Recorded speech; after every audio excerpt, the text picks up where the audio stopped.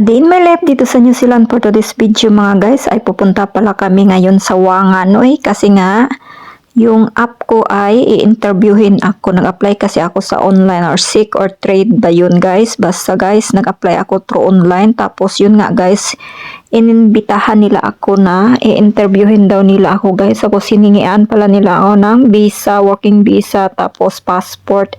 Yun nga guys, pagdating ko dito sa app ko ay in-interview kagad ako guys, no. So ito pala yung aming mga dinaanan na province papuntang Whanganui.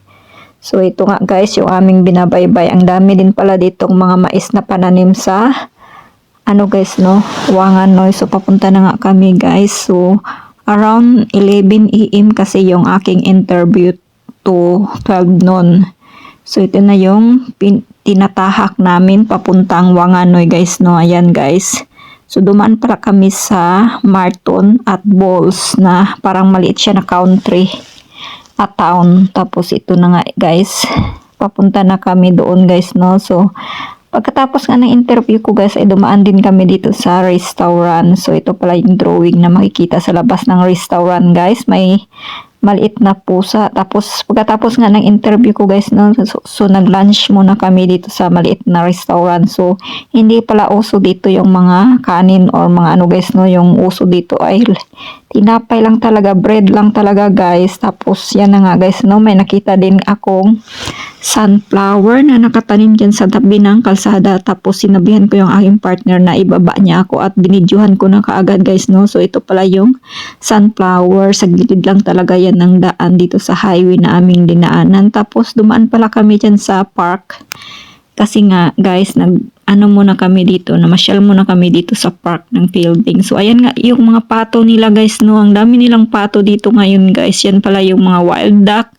na pinapakawalan lang dyan sa mga park nila guys, no. Pag summer, pag spring talaga guys ay nagumpisa na silang mangitlog at pagka summer nga guys, ayan meron na silang mga duckling. So marami na talagang mga pato dito guys, no. At saka yung gansa din pala, meron ding gansa. So ito pala yung mga pato dito na mga pinakawalan lang. Wala palang may-ari dito guys, no. So parang decoration lang nila talaga ito sa park ng mga New Zealand. Decoration lang ng mga New Zealander dito sa kanilang park itong mga pato guys, no. Marami talagang pato guys, dumami na sila. Kasi bawal din tong hulihin guys, no. Pag pupunta ka ng park guys ay dalhan mo na lang sila ng pagkain.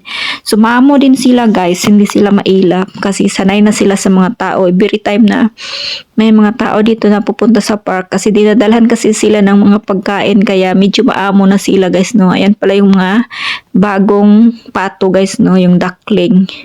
So kakaibang kulay, may black at saka white. So ayan, mix na nga yan guys, no. May gansa din at saka pato, yung tinatawag nilang Peking duck. So ganito karami yung pato dito sa New Zealand guys. Actually yan pala yung mga wild duck dito sa New Zealand. So ayan na nga guys, no. Nakakaaliw nga dito sa park kasi nga pwede mo silang dalhan ng pagkain at pakainin mo sila. So ayan, lalapit na yan sa iyo pag may dala kang pagkain guys, no. So mga ano yan, mga pato dito sa park ng building. So ito pa lang yung view ngayon sa park guys, no. Summer, papunta na pala ngayon sa autumn. So thank you for watching. Bye bye.